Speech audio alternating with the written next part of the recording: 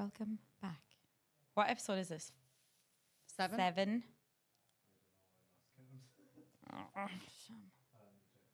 I think the lads said 6 earlier. No, it definitely is 7. So that was 5, 6, 7. Welcome back. And you can pick up your phone. Okay. We're not scared. It's not school, bruv. I feel like it is. I feel like I'm being interrogated. Even By though I haven't who? even started. You. The police. Yeah. Shit, it's the police. Question, do you still call them the guards? If you're above in London now. No, sometimes I call them the guards. If I'm at home, I call them the guards. But that's like a double standard, though. I know. But they are the police in the UK. No. Oh, I'm very disappointed. That's Has a your double perception standard. of me just changed now? That's A little bit. I've just dropped a peg, if not even more. A few pegs. No. Maybe half one. Yeah. I'd take it out and put it back in again, kind of thing. It's not that deep, but it's it's edging. It's a little bit, yeah. Are you all right, Frank? Is that funny? Because I said edging. Yeah, you're kind of teetering on the edge. Yeah. Okay. Okay, let's go. Come on, Maeve, you can do it. I can do it.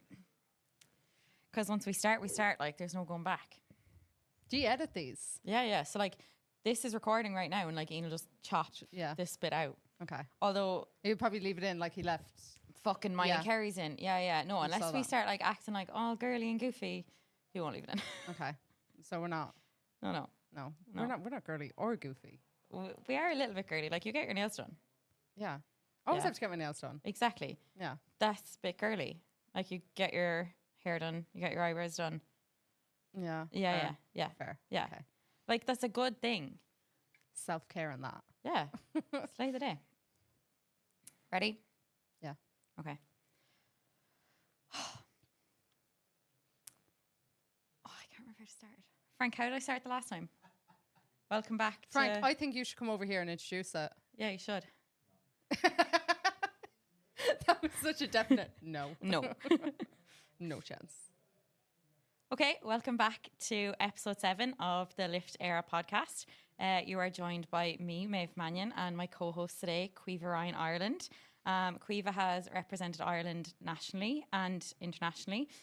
She competed at Junior Worlds and Junior Euros back in 2021. And you've also competed across Ireland, the UK and Australia. Yeah. Currently prepping for bench nats next week. Are you excited? How's training going? Yeah, no, I'm looking forward to it. It should be good. Hopefully a nice little PB on the platform, which would be good. It's been a while coming. When did you compete last? I did nationals 3 weeks ago. 2 weeks 3 ago? weeks ago. Yeah. 2 weeks ago. Yeah, around then. Yeah. And how has training been going since? Do you know what? It's actually been going really well. Mm-hmm. I've actually really enjoyed not doing so much S and D. And it's just it just being bench focused, and even just focusing more on accessories. I've really, really enjoyed it. And I think especially post comp, I definitely find I get really bad post comp blues. Yeah. And I find myself comparing myself to when I've been peaked and the numbers I've been hitting then to 2 weeks after, and you're oh, why can't I hit X, I feel Y, and so Z? weak. So it's been really nice to just go straight into kind of more bodybuilding, say, or accessory focused. And then, which you can get away with that with just bench only. Yeah, no, absolutely. So my bench has actually been moving really well. We've tweaked a couple of things with it, and I think it's working. Hopefully, we'll see on the platform. We'll see next week. No, I'm excited for you to compete. It's safe to say you've one of the biggest benches in the 76 kilo class. Third biggest, somewhere along there. Thereabouts. Yeah. So that's quite exciting to see and see you progress up along the ranks, because you've been at this, like myself, for a considerable amount of time. We were only talking too many years. Yeah. When was your first comp? 2018?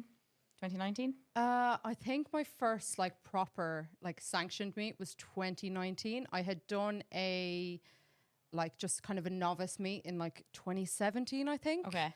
And that was you didn't even have to wear a singlet. So that was just, it was in City Gym, and it was literally just, I remember I wore a pair of cycling shorts. Oh, nice. Just a t-shirt. You're how do I recreate this look without owning that adult onesie? And so that was my first that's kind of what started me into powerlifting. And then 2019, I think, was my first like proper meet. And what got you into powerlifting? Like, did you do any field sports beforehand, or like what made you want to powerlift specifically? So I suppose in school and stuff, we'd always done like, it was always camogie and stuff, and I was never good at any of them. I played rugby for a bit. Like, you'd think looking at me, I'm quite short and stocky. You'd think I'd be good at it. What position did you play? Oh, Jesus, I Do you can't even remember. Definitely like front row somewhere. I think it was front or second. Yeah. I can't even remember what that was. Is it a prop? Yeah. So it was one of those, but I was never good at it. Okay. Like, that's surprising. Yeah, no. Like, everyone like would look at me and be like, give me the impression that you would have been good. Yeah. Terrible. I think I was like, I overthought it. I just get scared. Like, if someone was coming to tackle me, or I was a harsh to tackle, sport. Yeah. It was just I couldn't. I don't think I could ever go back to that. Like, but other than that, I got into the gym quite young. I think I was like 14 or 15. Okay. And it kind of started off as like running or just a bit of cardio. Like, me and one of the girls would go. And it's quite funny now, like looking back, but there was these two like bodybuilders in there, these two women, and they were absolutely jacked. I'd say they were like late 30s, like early 40s. Okay. But they were jacked. And I was like, oh, I really like that. Like, I want to get into that. But like, isn't it mad that like you looked at that, like at those older women like jacked, and normally it would be the other way around, like, because females have this impression that, oh, if I lift weights I'll be bulky, or I like, wanted to be. But isn't that such a good thing? Like, and obviously like we're at this, like, it's 10 years probably since we were there. Yeah. And like that wouldn't have been the norm. It's becoming more of the norm now, but it definitely wouldn't have been the norm when we were 14 or 15. No, definitely. Like, and I've definitely been through the kind of phases of like the thigh gap and like wanting to be like skinny and stuff. But I think from kind of a youngish age, I knew I wasn't built to be like really skinny. Okay. I knew like I'd always been kind of short and stocky. Yeah. But I'd always been quite broad, and like I knew that I was never built to be like, I was never really petite. Like, I am short, but I'm not like petite. So I kind of just ran with the idea of like, I want to be as strong as I possibly can. Wow. Yeah. And so I've always kind of been in that. Like, the first few years of my training, I had no idea what I was doing. So like, how did you go from like not knowing what you were doing the first couple of years of your training to, say, joining Abs Kilkenny back in 2019? Yeah, it would have been then. Yeah. So, oh God, I can't even remember. I think I spent the first few years, and I'm raging now looking back. I'm like, I wish I got a coach earlier. We could have been so good if we had like coaches earlier. But yeah, so I suppose when you first start, you think you know, like you think you know what you're doing. Yeah. And like, I suppose at that time, like bodybuilding.com was like a big thing. So you were like heavily influenced by online. Yeah. Would it be fair to say? Yeah. So I remember I was looking up like free programs. Like, I had no idea what powerlifting was at the time when I first got into training. And I kind of just ran with that for a while. And then I remember I started working in a gym in Kilkenny, and one of the guys that I worked with, he started getting coached by Shannon. Yes. Was this Sean? Yeah, Sean. Yes, yeah. So he started getting coached by her, and I kind of like, I was like, what are you doing? Like, this looks really fun. Like, whatever. Like, I'd already done a kind of like mock meet. I'd already done, like, I was part of like the powerlifting club in Carlow when I was there. So that was like 2017-ish. But I never really thought anything like much of it. It was kind of just a bit fun. It was and just then like a hobby. Yeah. And then what it starts out to be for everyone. Yeah. And then I didn't really like go back to that. So then in 2019, I remember saying to Sean, like, oh, like, who's your coach? Or like, how did you get into it? Whatever. And he sent me Shannon's number. And I remember, messaging her. And I'm fairly sure she said no, she was full. Were you devastated? Yeah, you were like, no, you have to take me. I was like, no, please take me. And I remember sending her videos of like my squat, my bench, my deadlift. And I think at the time I was squatting like 80, 90 kg. Yeah. And which, might I add, would have been like decent for our body weight at the time. Yeah. Like the standards compared to... The standard now is ridiculous. Oh, Jesus Christ. Like, Caoimhe, I'm like, we'd have been nowhere near... Yeah. Like, we would have been near it when we were competing like as now, juniors. 80, 90 kg, I bench that. Like, yeah. Like, it's wild to think that, like, that was close to the standard now. And it's like, that wouldn't even get you a look in now. Yeah. That's the thing. Like, powerlifting has just... It's come on so far. So I remember messaging her that, and she was like, no, I'm full. And I remember like nearly like begging her to please take me on, please. Because like, you know, like obviously you're coming from Kenny, I'm coming from Laois. Like it's different when you're in like Dublin, Limerick, any of the bigger cities or the bigger counties. Like the access was a little bit easier. Obviously back in like 2018, 2019, it wasn't as big. Much. Yeah. There wasn't as many coaches, like, whereas now there are coaches, like no coach would ever turn anyone down, really. Yeah. Like, unless they had a pretty valid reason. Yeah. But like no coach would ever be like, I'm full, even though like the sport is growing and growing, but like the amount of coaches are also growing. Yeah. So like it's mad to think that you were more or less turned down and you still ended up in the sport, because like the reality of it is, like I was saying recently, like if I want to train in a powerlifting gym when I'm at home, I have to travel an hour. Yeah. Like it's still not as readily available as we would like it. It's come on leaps and bounds. Yeah. But it's still not like as readily available. I suppose as well, it depends like on where you're actually living. Like if you're based near Dublin, then it's going to be a lot more available accessible for you. Yeah, but if you're like on the outskirts or like in the country, or Kilkenny, there's literally nowhere there anymore. Like now that I'm home for like a few weeks or whatever, there's no like powerlifting kit. Like the only place is, you know, Dan Doherty, his shed. Oh God. It's just a combo rack and some. But at least you have that. But like, in terms of then going from Shannon almost turning you down to she did take me on then. She did take you on. I sent her my videos and she was like, oh, actually. I see some potential here. So from Shannon almost turning you down to competing internationally at Junior Worlds and Junior Euros, what was that pathway and that journey like? Because I'm sure there's lots, juniors, opens, masters that look up to that journey from going to being a regional level lifter to an international and a national level lifter. So what has that pathway been like for you? So I suppose I was lucky that I had the crew that was kind of, we all trained together. Abs Kilkenny wasn't a thing back then. Like the actual like place, like, but we all kind of trained together, and just kind of having that like club or having the support from other people and stuff. And like we all had training sessions in the evenings, and I think that's one thing that like Abs has done really, really well. Is that you all train together? We all train together. Set days, we all set set times. like exactly. So like, if you didn't show up, it was kind of like, oh, why aren't you at training? Like, whereas any other sport would be the same. Like you have training on set days. So like, I think that's one really, really good thing that like set me off from the beginning, because it's very much an individual sport, but you can make it a team sport. Whereas like if you have a crew, you have a good coach, and you have that community in your corner, it can go from being an individual sport pretty quickly to a team sport. Yeah, no, absolutely. So I think that was one thing that really like kept me going and like really pushed me on. And even just, I suppose like Shannon would have been the same weight class. So looking at what she was doing, like really pushed me forward as well. About that, So like, it's so funny though, like looking back, like looking at the numbers she was putting up, they felt like a million miles away. And now like your numbers are like close enough, but like relative they are like quite close, Caoimhe. So like it's mad to think like you've been in this sport 5 years, and I know like we were chatting about this, like we've both been in it 5 years, and like we very much feel that we're probably only we're only really starting now. Like this, it kind of feels like maybe it's just our frontal lobe being developed now. Or we're old now. We're 26, we're past 25. But like that's where you see the dropout. So I specifically remember there was a good few, like we started out with 72 kilo lifters. Obviously you've gone 76. I've gone 84 since the new weight classes have changed. But there was a good few lifters in the 72 kilo class who would have been prominent, especially kind of from up the north, from Strength Militia. And it seems to be that from our kind of era as juniors, and I could be so totally wrong, and I will stand to be corrected, but we kind of seem to be the last two that are left from the 72 kilo class. I'm sure there's more, but not that I've kind of seen progress training now, like, or not that I've been, I suppose, exposed to. I'm sure there is others who still train away, but like, I think there is a massive drop off, and I heard somewhere, it was definitely probably on Instagram or something.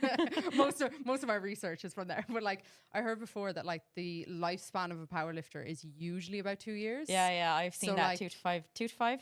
It's usually about 2. Only like, 2. Yeah. Wow. Yeah. Like you haven't even tapped into anything after 2 years. Yeah. So I think people do like a couple of comps and then kind of like life happens. Like of course. For 99% of people, it's a hobby. Like a lot of people take it as more than a hobby, and they progress on with it, and they kind of stay with it, and they see themselves doing it for the long run. But a lot of people kind of tap in for a while. They do a few comps. It's fun. They enjoy it. And then they kind of just dip out. Like, So, like, in terms of the juniors now, because, like, Ireland's standard from juniors alone is phenomenal. Like, there was so many juniors that won or podiumed at Open Nationals a couple of weeks ago. So, like, what advice would you give to some of the juniors that are coming up into the open weight class and are kind of unsure how their pathway will pan out, given that they've had, like, even if they've had early success, if they haven't had much success yet, what advice would you give to juniors coming into the open weight class to, I suppose, stick with the sport? I suppose just stick with it. Like, if you see yourself doing it long term, you don't have to be your full strength straight away. Like, you don't have to reach your full potential straight away. I suppose the longer you're in the sport, the better you will get. I always say that, like, you just have to outlast people. You don't have to outlift them. Exactly. Like, the longer you're in it, the better you will get. Yeah. So if you see a lot of it, and I think you've spoken about it on the podcast before. I've seen it on other podcasts. It's like people come in and they burn out really quickly, or they like give it everything for a couple of years, like 2 years, say, and then they don't last. So like, I feel like you just have to stay with it and just kind of chip away and just gradually, like, I have not made monumental progress. Like, I've kind of just been chipping away, like little bit by little each year, and it's just kind of been consistent. There's been comps where like I've done the same or even like regressed, but you've stayed with it. I've continuously like just trended upwards very slowly. So like, but you've stayed with it, and like that's the kind of advice that you're giving here essentially, is to stick with it. And I think as well, like, majority of people will never be like world class. They'll never be elite. Like, that's the 1%. Yeah. And like, if everyone was world class, no one would be world class. Exactly, so, like, exactly. But everyone would be the level that they're at, like. Yeah. So I think as well, like, comparing yourself to, say, in the 76s, like Jessica Bittner or Agata Shitko, like, comparing yourself to that is probably not going to do you any good. But comparing yourself to anyone isn't going to do you any good. Exactly, yeah. Like, while we've kind of come to the conclusion that if you have a crew and a community behind you, it feels like a team sport.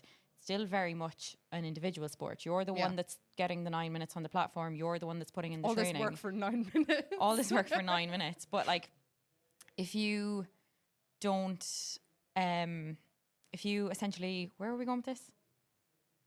What would you say to like junior lifters? No, I've completely lost my train of thought. If you start comparing yourself to others, you essentially will not last in this sport, because you could be comparing yourself to the best in the world, or you could be comparing yourself to someone of your training, like your training partner. Yeah.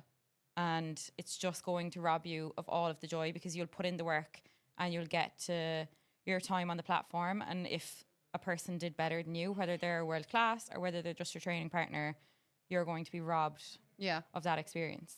Yeah. And I suppose it's like, it's easy to do in this sport, especially with Instagram. Yes. Like, we've all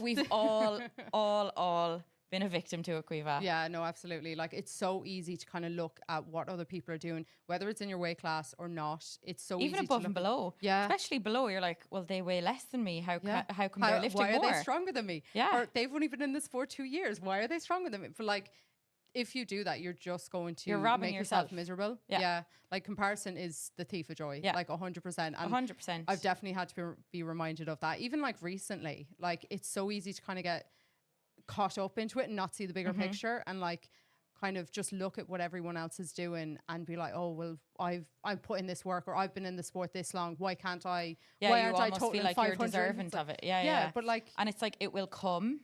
But you have to give it time, and you have to give it time. You have to be patient with it. Like, you can't force progress. No.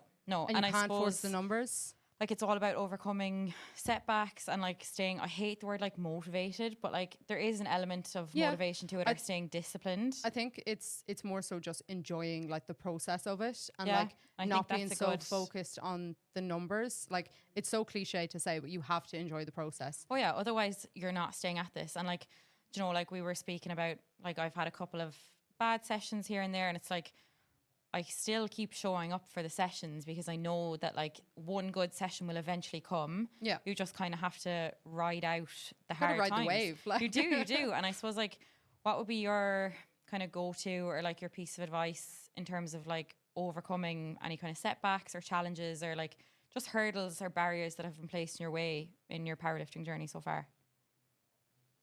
Oh, am I trying to think of like a motivational phrase? It doesn't even there? have to be motivational.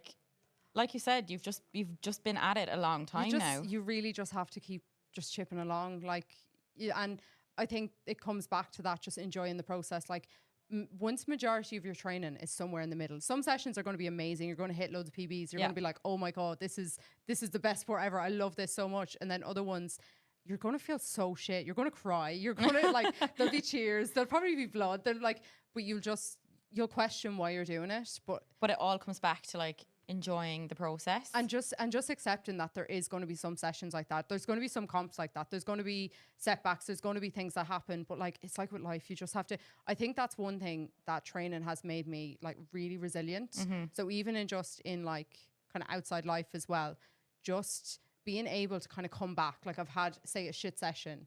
I know this doesn't really relate to life, but like I've had a shit session. I'm able to just kind of come back and just be like, right, the next one done. Like there's a block to do. Don't let it feed into your next session, because if you let it like come on to the next one, it festers and it's only going to like ruin that whole block. And it spirals. Yeah. Oh my God, it spiraled so fast. Like it has happened. So it's like, how do you stop the spiral? But then like that relates back to kind of your everyday life. Yeah. I think allow yourself to be upset, like feel the feelings, like have your cry, like do what you need to do, but don't dwell on it. Like just try to move on with things. And like, because say you have a bad session or you have a bad block or whatever, like it's usually a couple of sessions, say. Yeah. And like have your cry, have your strop, like, but then move on from it. Move on. Yeah, exactly. You need to kind of just But I moving. suppose like having that crew around you helps. And like for you, obviously you started powerlifting in Ireland and you've since moved to the UK. So what has been like the difference in terms of gym environments, like the community and the team element around you has been the same? Or have you noticed any like differences between Ireland and the UK? I definitely think there's a massive difference in the team and kind of crew aspect of it. And that's one thing I really struggled with when I first moved over there. It's mostly just kind of like, say, commercial gym with powerlifting kit. Yes. They're not like clubs. I'm sure there is clubs, but like near where I'm living, it was more so a gym that had powerlifting kit. So like there was people who trained there like pretty regularly and you'd make friends with them and that was fine, but they don't have the same level of crew that we would have. Unless you've kind of built it up. Like, so when I first moved over, that was definitely one thing. And I think that's why I felt like I needed like a change of like scenery with the coach and stuff, was because I really struggled to not be a part of that crew. It's hard though when I see them when I'm on the outside, like kind of looking in, it was really hard for me. And like I'd still be part of the group chat and stuff, and like they were all sending videos in and like laughing about things that happened, and I just felt like an outsider. Yeah, and that's a really hard position to be in, especially when you've like uprooted your life, you've moved country. It's like, I need a place where I can fit in, and that's like the difference in terms of a team sport and an individual sport. If you were coming into a team, you'd automatically be slotted in. Yeah. So it's interesting to know that potentially there is little differences between Ireland and the UK in terms of like just community and having that team aspect. Because I know like this year was the first year at Open Nationals where there was no overall team or overall club. So it's like, oh, well, that actually matters. Yeah. I think though, would you bring it back in? What? Would you bring it back in? I'm not too fussed, to be honest. Why? It's just because you're not in a club here anymore. Exactly. It doesn't really impact me. I want to bring it back in. I think there's definitely communities.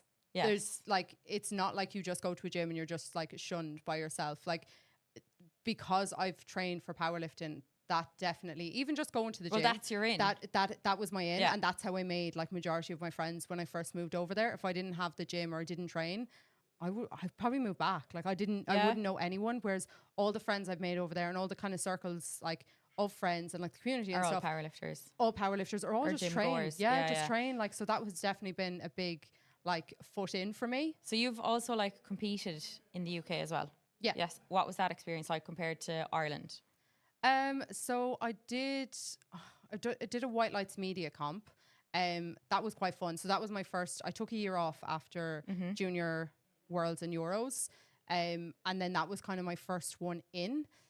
So that was really good. I really enjoyed that. That was kind of similar to an international. It was in like a big like kind of auditorium. Yeah. And it was it was kind of clinical in that sense as well. Okay. There was no music or anything. Oh, wow. Okay. Yeah. So and was this like a regional level or like a national level? What kind of was the comparison in terms of Ireland? What would you compare it to? It was kind of like a regional, but like anyone kind of enter it. It was Okay. like, it wasn't So like a a national. NABS, like D2 or D1 kind of thing. Similar? More like an IPF. Okay. So it was an IPF qualifier. Well, it wasn't even a qualifier, or was that? I don't really know. Can't really remember.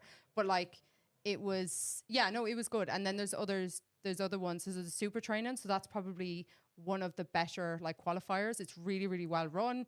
Henry Tosh, the guy who runs Super Training Gym, he was one of the old GB head coaches. Yeah. So it's literally like it's run to perfection. Clinical, But yeah. the main thing that I've noticed with the UK in comparison to Irish comps is atmosphere. So like you're walking out to your last deadlift and there's like lift music, like elevator music playing. Oh no. Really, really quiet. Like And what about the crowd? Like, because obviously it's a very small community here. We're like we're obviously smaller, but it's a very small community here. It's like everybody knows everybody. So like, whether you know them or whether you don't, there's generally like a little bit of hype, especially for like last deadlifts. Was that similar or? To be fair, there usually is like people shouting and generally in powerlifting, like if there's someone lifting and they're like they're struggling. They're struggling. People will cheer. Like there is that, and like I think the main difference with it is just the like the music aspect, like and just kind of having to like. Would you need a bit of music? Like, would you need a bit of hype? Like you've lifted internationally, like so like you had done it twice before without music. I was just a personal preference. I just prefer like some music and some atmosphere. Yeah, I think I just enjoy it more. Like, but definitely in the UK, like the standard of lifting over there is ridiculous. Like they definitely have one of the best IPF teams. Like, and why do you think that is? Just the standard of lifting. They're just savages. Absolutely nuts. Like there is literally like, but any gym you go to now, I think just in recent years, the standard of everyone's lifting has just come up. Yeah, but like. There's just so many savages there. It's actually crazy. Like, what about that then compared to Australia? Because obviously you've competed in Oz as well. Just tell me a little bit about that. I think that was more. It's not really as what's the word, divisive or like kind of fractured. Yeah. So in the UK, there's IPF, there's ABPU, there's WRPF. There's all these different federations, but like IPF would be the main one. Yeah. And then because the IPF, you get into a lot. They have like what's called the books. So it's British University Champs. Yeah. So that's a kind of the grassroots of the sport. And I think that's probably why it relates back to your last question, but that's probably why there's so many really solid lifters. They all get in at uni age. So they're quite young. They're literally living like athletes. They're in uni. So they're just, and that's how they that's their first introduction to like powerlifting. So that's all they know. And there's like scholarships for it in the UK, right? Whereas in Ireland, like there's none. It's not even recognised sport, which I definitely think it should be. And I think that's kind of the route they are trying to go down with it. Yeah, no, they are. Hopefully. To the best of my knowledge, they're trying to go down that route. Yeah. And like colleges, obviously being heavily involved in one, are trying a little bit more to recognise it and build the teams and societies around it. Yeah. So I think over there, with that, a lot of the IPF kind of lifters would see the other federations as maybe like not as good, or like there's kind of a little bit like, but like that's the pristine pathway, or it's what like we know as the pristine pathway in terms of internationally, and in terms of tested. To be fair, it does lead the way for like international like tested comps. Like IPF Worlds and Euros are like the pinnacle of tested powerlifting, really. Yeah, they are like. There's more to it as well. Like there's other federations. There's some people, like I coach a couple of powerlifters and they don't really want to go down the IPF route, and that's fine. That's okay. There's other avenues, like here there's ab series and stuff. Like there's other avenues. You don't just have to do the IPF. Like you can go down other routes. You can go down other federations, and you can just have fun. Like, but I think for a lot of IPF lifters in the UK, it's either that or like nothing. There's no fun with it. Yeah, and I definitely think it should be a little bit more kind of like inclusive in that sense, that like do what you want. We all pay for this. Like we all like fund ourselves. It's a hobby. Like enjoy it. And like if you're enjoying it, who cares? Like if you were doing a different federation to me, like as long as you're not cheating, like we'd still be friends. I literally don't care. Like go you pop off this.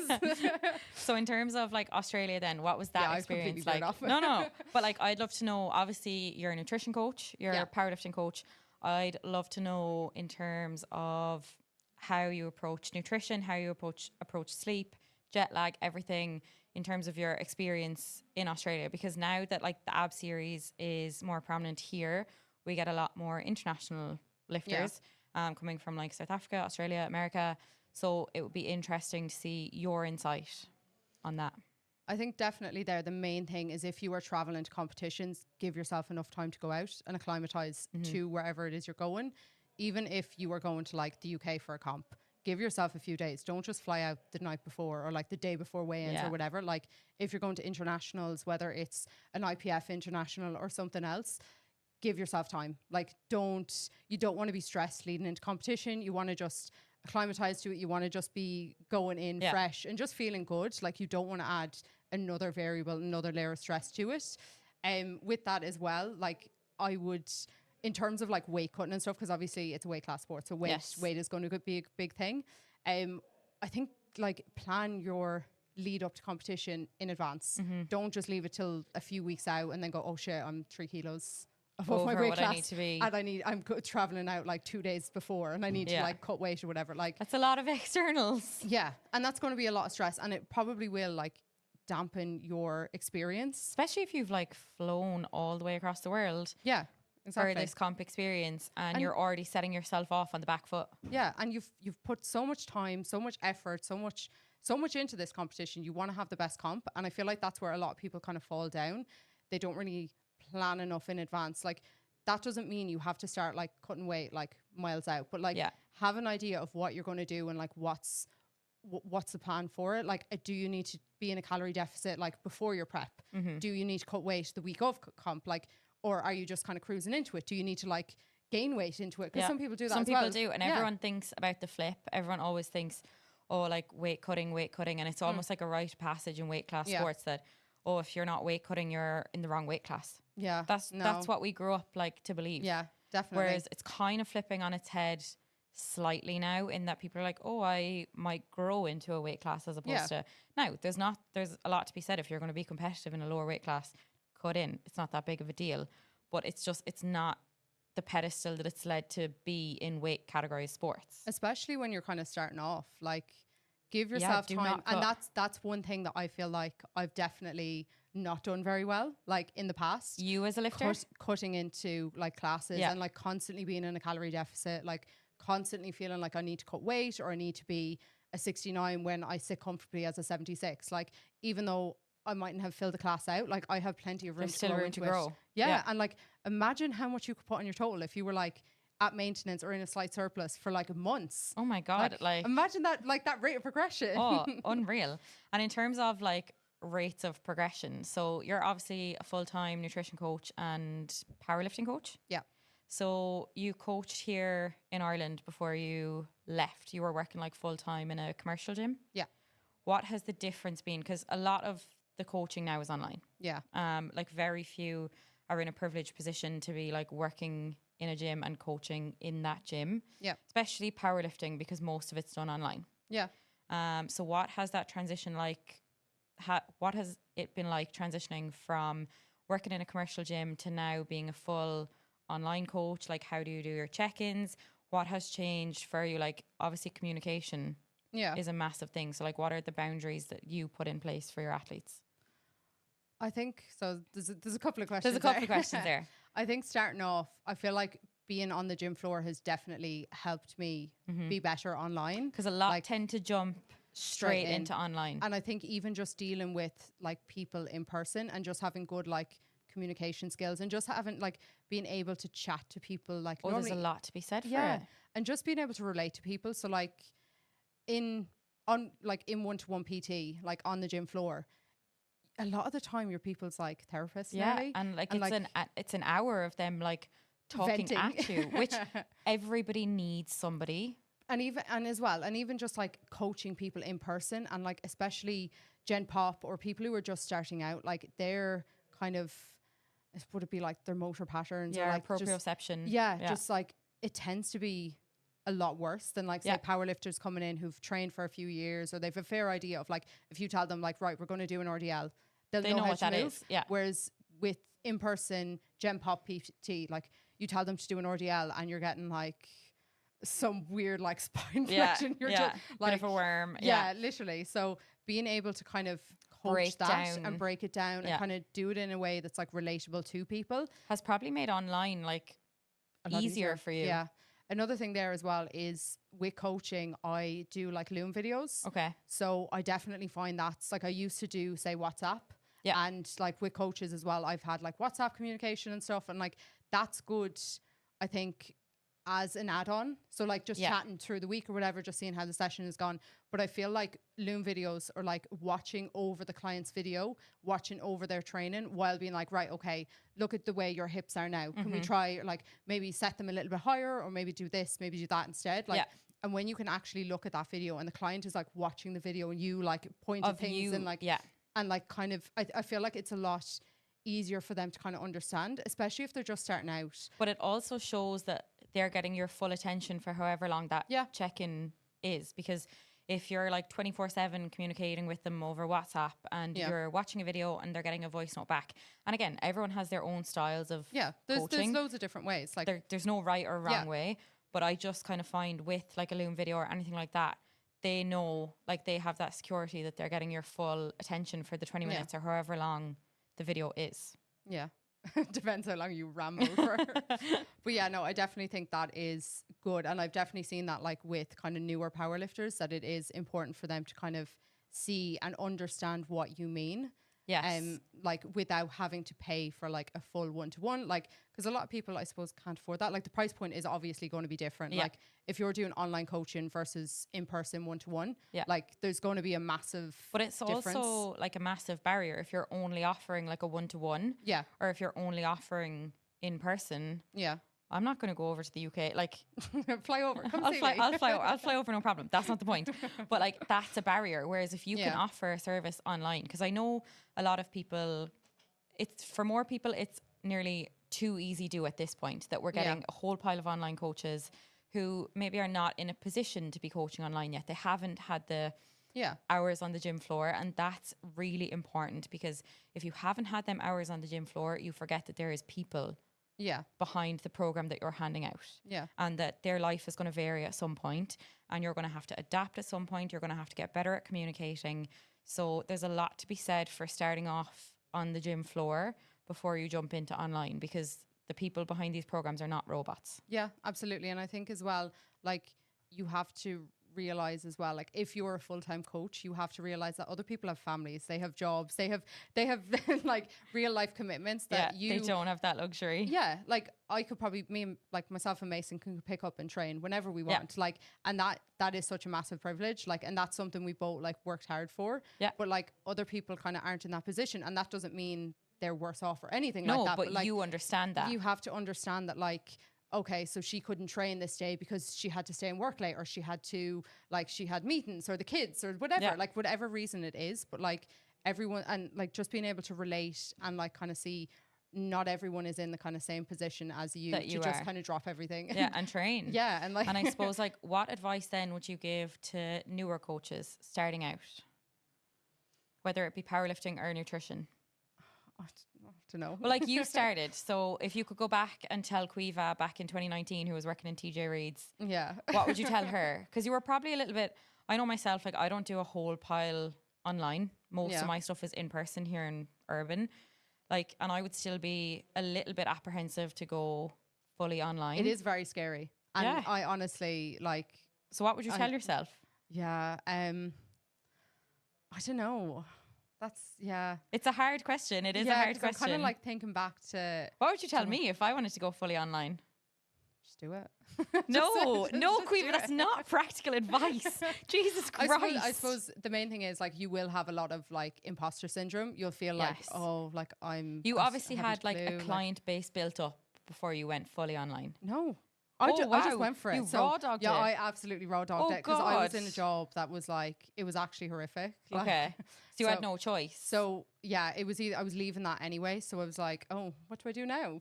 And to be fair, like I wouldn't have done it if it wasn't for like the support from Mason. He was like, just go for it. Like I had already coached powerlifting kind of at a much smaller scale a few years before. And obviously I'd done the kind of one-to-one PT and stuff. And I did that when I first moved over to the UK. You had your base built. I had, like I kind of, I suppose I knew what I was doing, but it was a really scary thing. But at the same time, from the previous job that I had like savings and stuff. So I was okay. Like financially. So it wasn't that kind of like. Okay. So you were responsible. You weren't just out there being like, right. No. To be fair, I think I am a very sensible person. Yeah. I wouldn't just. My perception of you just completely changed there in that minute. I was like, so she just left her job and went online. Yeah. No, to be fair, like it was kind of like a long time coming, and it was kind of like, but I feel like you kind of just have to go for it. Like just try. And like, I think what really held me back was just imposter syndrome and just feeling like, I don't know what I'm talking about. But like, well, it's a little bit harder, and it might be like a bit biased, and I feel like I bring it back to this every podcast, but it's very much a male dominant industry. Yeah. So it's that little bit harder to kind of make yourself known as a female or a female coach. But I think you nearly have a leverage there as well, because a lot of female clients want a female coach, and I think you relate to them a lot more than like if, say, a male coach was talking to you about your period and stuff. You probably like you'd switch off a little bit. It's great that they're willing to have that conversation with you. They're trying to learn more and stuff. But like if a female coach is kind of saying to you like, I understand, I get it, like you do kind of have that upper hand for those clients. And I think you could go down the route of like a female only, but like, do you agree with the idea of like a female only gym? Just out of curiosity.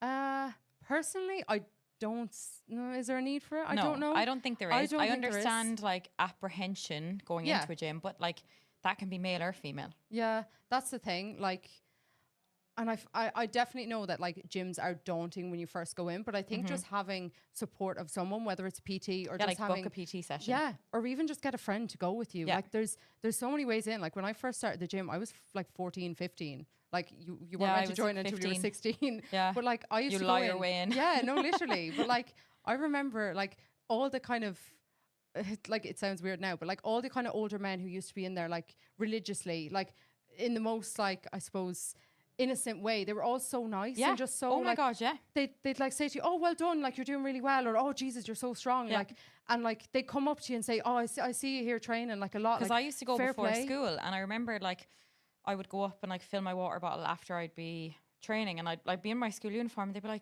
like I was doing my leaving cert, like and they'd be like, you're so good to come in and get that done before you go to school, like. And that's the thing, and like I feel like it's everyone is out for each other in a gym. Yeah.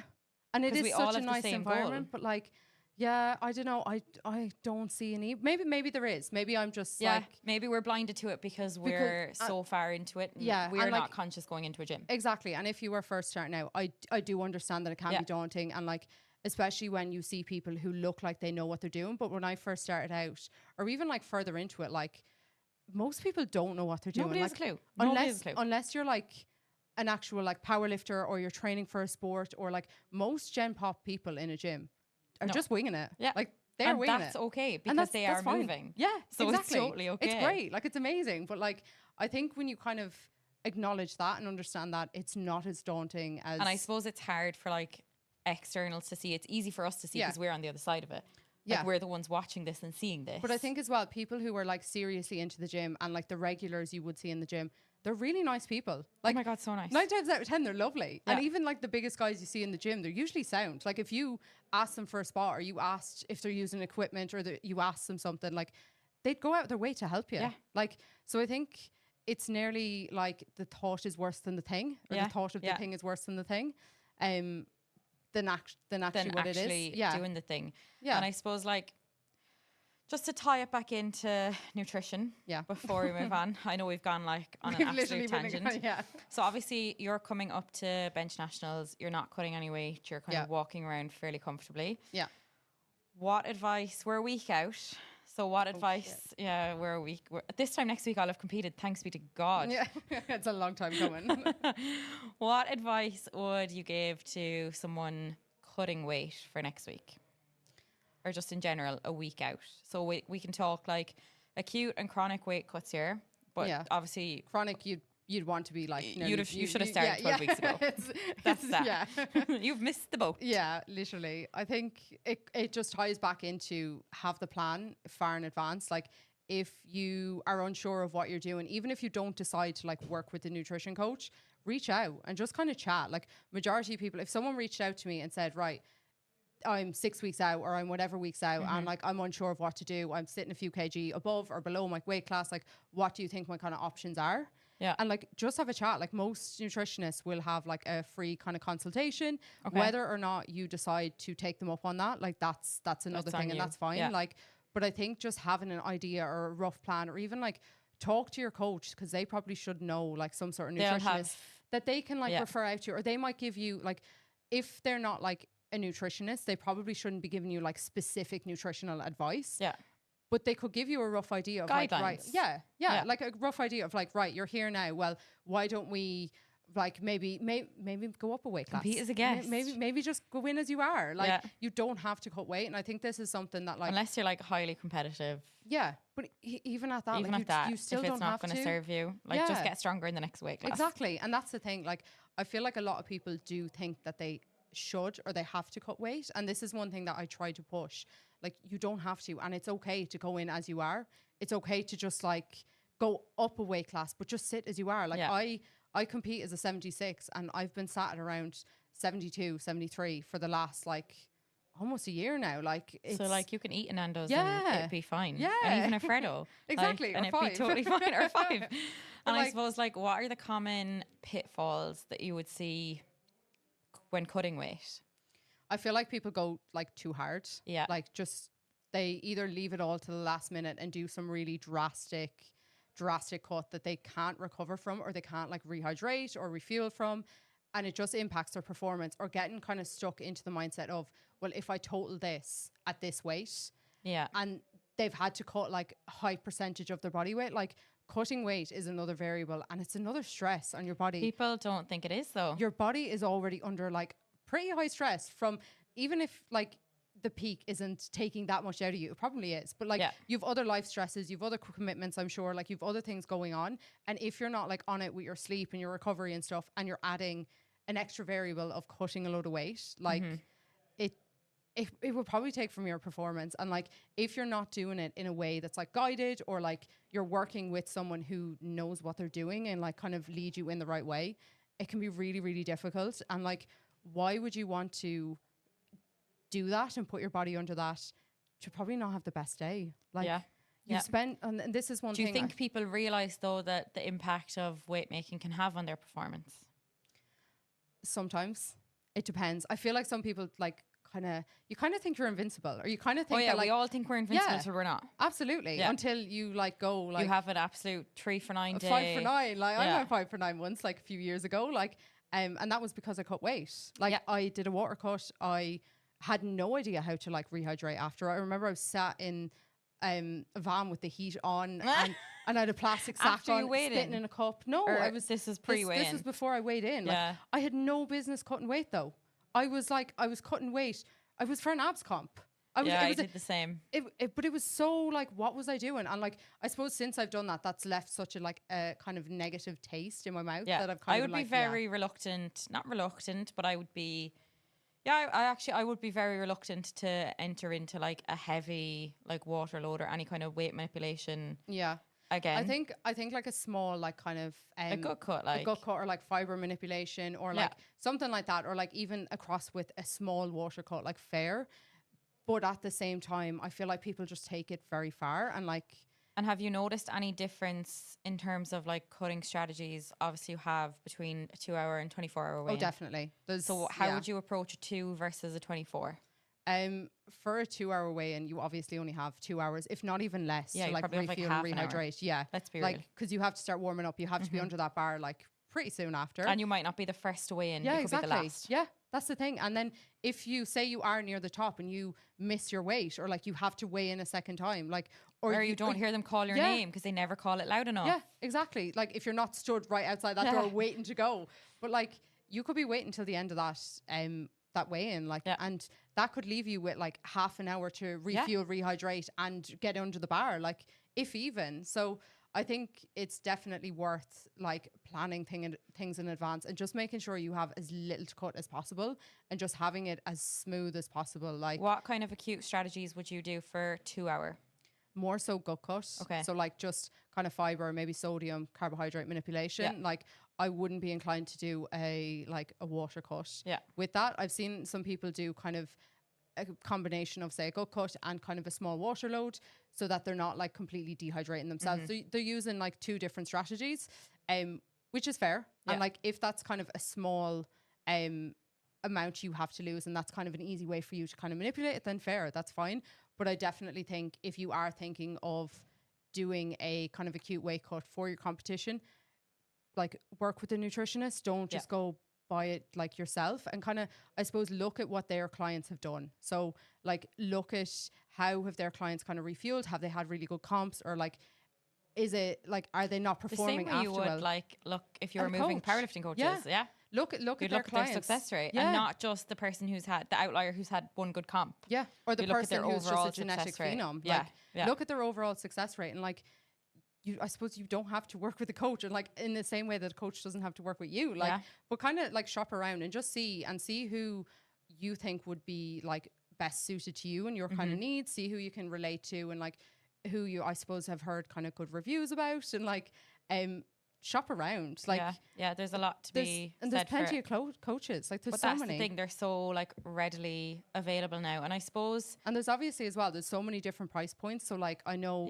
there's like registered dietitians who deal with like weight cuts and stuff, and they're obviously going to be a much higher price point. And like, of course, obviously they're going to be a much higher price point. Like they've done a lot more than someone who's done like a nutrition kind of cert or a nutrition course, which is fine. But like, I think, but it also like boils down to like the coach's experience as well. Exactly. Like, so like if it's all well and good having the certs, but if you don't have the experience to go with it, the certs mean nothing. And this is coming from someone who has the certs. Like if you're not putting the time in to gain the experience, the certs actually mean nothing. And if you spend a little bit of time not coaching, or like there was times where I did a lot of like field sport S&C and I came back to powerlifting and I was like, okay, I need to put the reps in. Yeah, I need to re-practice. Yeah. Because it's You lose changing all it. the time, and it's kind of like use it or lose it. But like, I think just the more kind of clients you work with, the more you see, and the more kind of different, I suppose, different things that kind of come up that you equip yourself to kind of deal with. And you obviously have like a large client base at this point. Yes, it's great. It's growing. It's growing. You're like, I've room for more. Hit me up. In terms of, so like, as you know, I take a big interest in like the female athlete, weight making for female athletes, more specifically around the menstrual cycle. Have you noticed any differences or challenges for like sex-based nutrition in terms of males and females? I think one big thing in comparison like to males and females is definitely just coming up to your cycle. So this mightn't be to do with like making weight for competitions say. But I think I definitely get a lot of my clients, female clients, to track their cycles. Yeah. Just to notice kind of common kind of symptoms and things that occur like each month. Because a lot of people, and I definitely was someone who was just completely unaware. Yeah. So like I'd get really, really moody. Like I'd be really hungry at like certain times of the month, or like I'd feel really stressed. My sleep would be impacted. Yeah. Even just things like going to the toilet and stuff. Like it it can change through the month. But like it. Yeah. It varies so much throughout the like typical 28 days. And if you're not tracking, you're doing yourself the biggest disservice ever. I think it's so important to understand like what your body is doing. Like and just it makes it so much easier to kind of like understand and like refer back to it. Like it makes it easier to deal with, because I know it can be really, really tough for people, like if you are kind of seeing your mood change or like your strength levels in the gym, or even like your weight, like if you're making fluctuations, if you're making like big efforts to drop body weight, whether that be for like a weight class sport or just in general, and you see your weight fluctuating, there's a lot to be said for daily weigh-ins and tracking your cycle so that you can align the two. Exactly. And as well, just being a little bit more like disconnected from the scales and not kind of seeing the scale, like, because your weight will fluctuate daily, like it does. So being able to kind of go, right, I'm coming up to my cycle, so I might be a little bit heavy, or like you see the number on the scale. So that doesn't dictate, like you haven't gained like a kg of fat overnight. Like you haven't, even if you've eaten a little bit more the day before, or you've drank a little bit more, or like you're a little bit more stressed, you haven't slept enough, like whatever, you haven't gained that overnight. And I think it's really, really important to kind of notice trends and kind of see like, different parts of the month. So like coming up to your cycle, you're coming up to your period, you probably are going to weigh a little bit heavier. And in terms of like you specifically working with like powerlifters or like weight class athletes, have you ever been in the position where someone is trying to make weight and has weighed a little bit heavier, or because you've tracked their cycle, you can plan ahead for that? Like, you know, if they're competing at a certain phase of their cycle and they're likely to be a little bit heavier, you can start a chronic. You can kind of like, and that's one thing you kind of have to, like, I'll ask all my female clients like where they're kind of at when they're starting up, and each week I do a check-in. I'm kind of like, where are you kind of at on your cycle? So like, if you know that someone has signed up for a competition and they're going to be on their period or they're coming up to it, chances are they probably will weigh a little bit heavier. Yeah. So just making sure that you're accounting for that. And it might be a little bit more difficult for them to actually drop weight because they're holding a little bit more water. So definitely knowing in advance. So like that kind of ties it back to tracking your cycle and knowing. And like, obviously some females, their cycle can be irregular. Like, you don't know when it's coming, or like you don't. Yeah. But I think if you track it, you can get somewhat of an idea. Exactly. And even like, I always say like the menstrual cycle is a marker of health. So if you're not getting it, or if it's irregular to the point where like there's 50 or 60 days between cycles, if you're not tracking it, we're not going to know that. Yeah. And it's the biggest marker of health that you can have in a female. Yeah. So if you're not getting it, there's probably an issue. But if you're not tracking, we're not going to know. That's the thing. What's the saying? If you're not, no. What gets measured gets managed. That's yes. the one. That's the yeah, one. we eventually got it out. Yeah. And in terms of, I suppose, just to tie up like nutrition, and I asked you this about like coaching in general, but if you could go back to when you first started doing nutrition coaching compared to now, what piece of advice would you give yourself? Like, what have you learned over the last couple of years of nutrition coaching? These are so tough. This is not a hard question, Caoimhe. So What have you learned over the last couple of years doing your job? I don't know. I feel like for nutrition coaching, in comparison to powerlifting coaching, I feel like people dip in and dip out a lot more. Yes. So your client turnover is probably going to be a little bit higher. Yeah. And that isn't necessarily a reflection on you as a coach. Yeah. And that was one thing. Like when I lost my first client, I was devastated. I was crying. Like, but like you would be, because you put so much time into them, the thing. and like give them so much effort, and you you want nothing more than to see them do well. You want the best for people. Like if someone signs up for coaching, like you want to see them do well, and you want to do the best by them. Yeah. And I think as well, kind of understanding as well that you can't help everyone. No, you also can't help everyone forever. Like if you did nothing more than give someone the tools to move forward, then you've done a fantastic job. I think that's it as well. Like I think kind of realizing that like you want your clients to not need you. Yeah, like if they need hand holding for the rest of their life, you haven't really taught them anything. You haven't taught them anything. You haven't taught them how to make choices when they're out and about, and how to make the best choices for what their goals are and for what they have in front of them. Like if you think of like students, their income isn't awfully high. Yeah. So it's like, how do we get them to make the best decision for what their goal is? And then suddenly they're out in the working world, they have a bit more income. It's like, does their food situation change? It's like, no, you still want them to make the best choice with the card that they have in front of them. Exactly. And I think as well, just educating people on like food in general, and just improving people's like nutritional literacy. Like, especially now, like on Instagram and stuff, it's absolutely rampant with people in supermarkets being like, don't eat this shit. this is rubbish. This is going to kill you. Like, you're going to die if you eat this. Like, it's so unnecessary. And it's complete not that like deep. Scaremongering. Yeah. Like it's all about context, and like not every food is going to be like healthy for you in certain contexts, but like in other contexts it is. Like it really there's just a time depends. and place for everything. Exactly. And like food is not just all about being good or bad for you, or like being healthy or unhealthy and toxic and like all these other buzzwords that they throw around.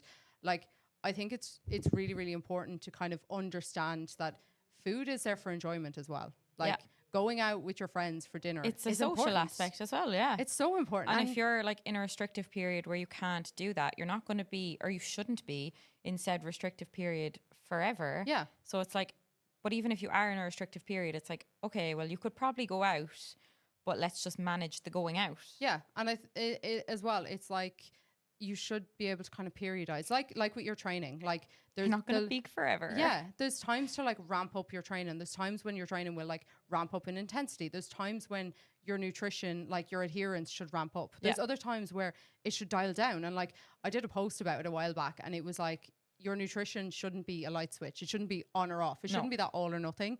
It should be like a dimmer switch. So there'll be times, like I said, when you should dial it up. So coming up to competition, you're cutting weight. Like you should be fairly locked in, locked in. But like, Locktober. yeah.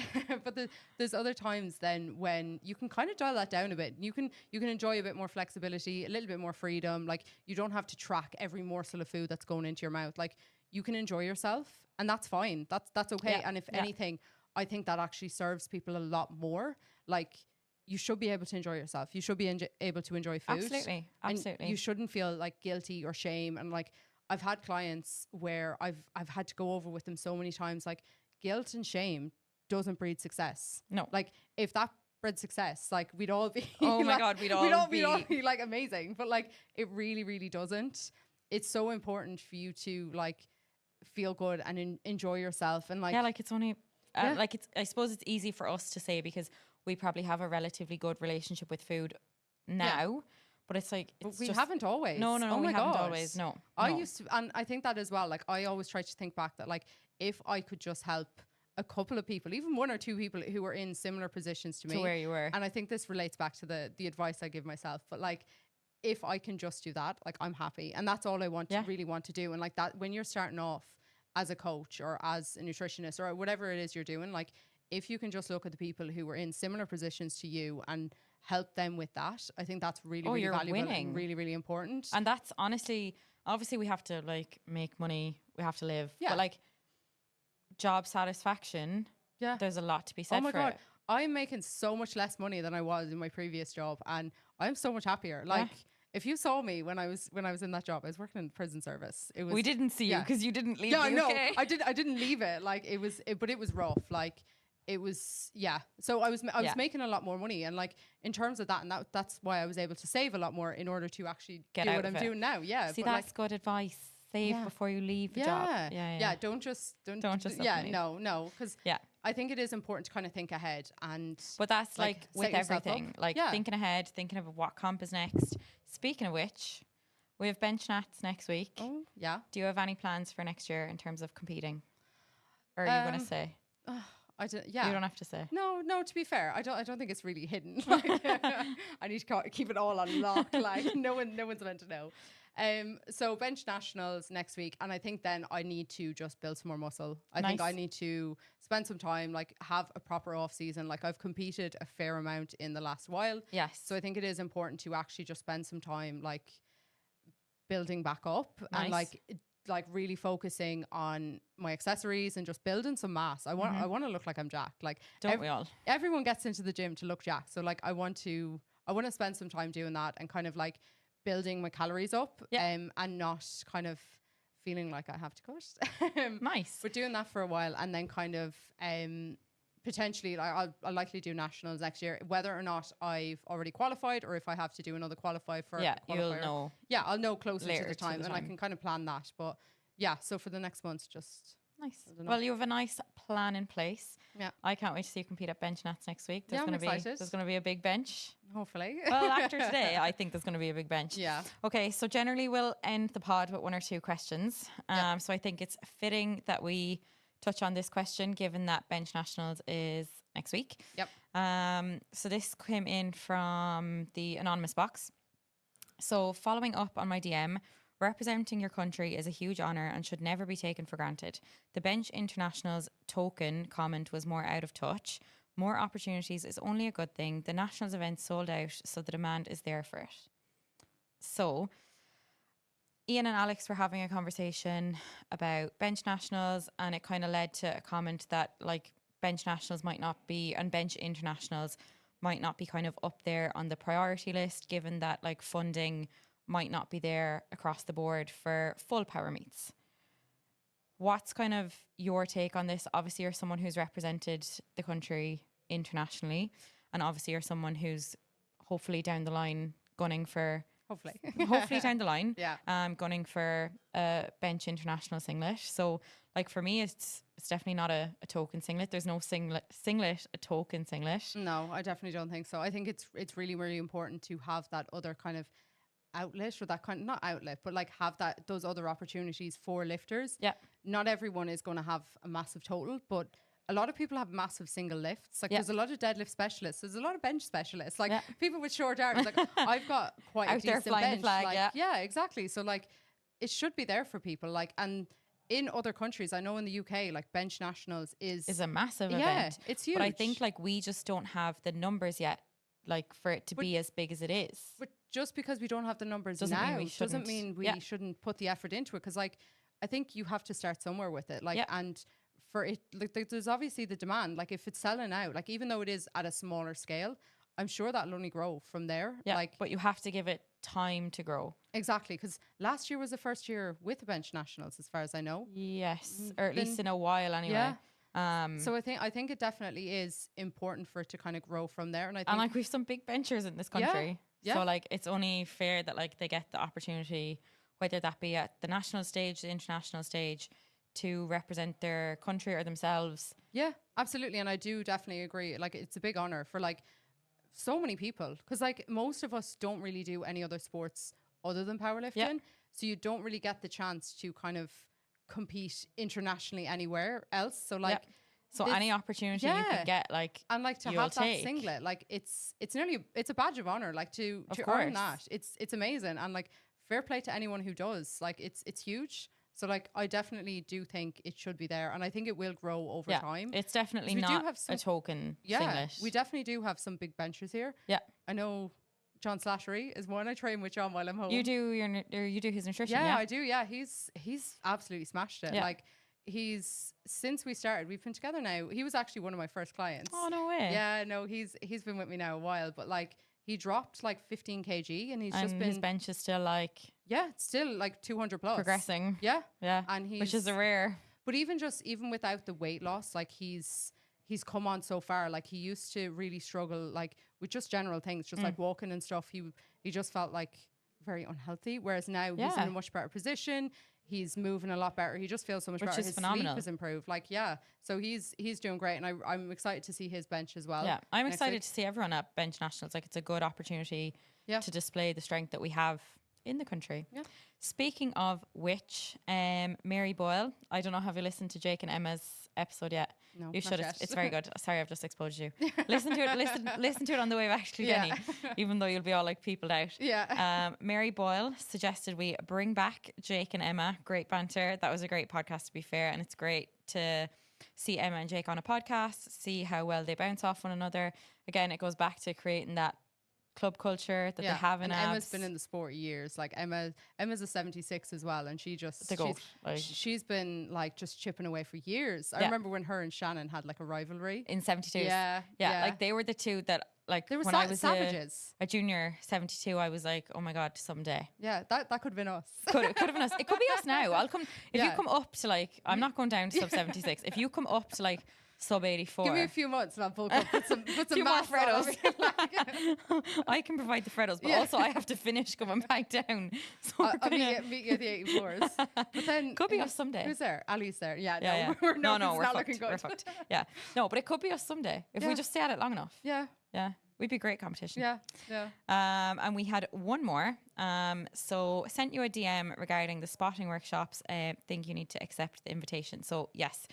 Ian and Jake and TJ, a good couple of us are going to get together and do a spotting and loading workshop here in the new year. That's a really good idea. Yeah.